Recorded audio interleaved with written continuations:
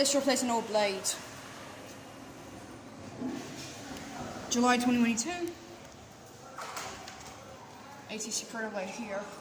It was made in November 2018. Let's hope.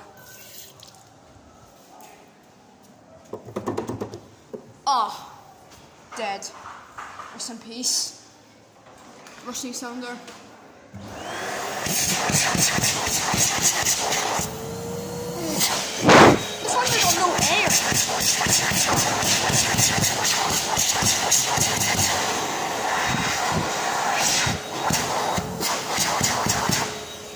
Nice.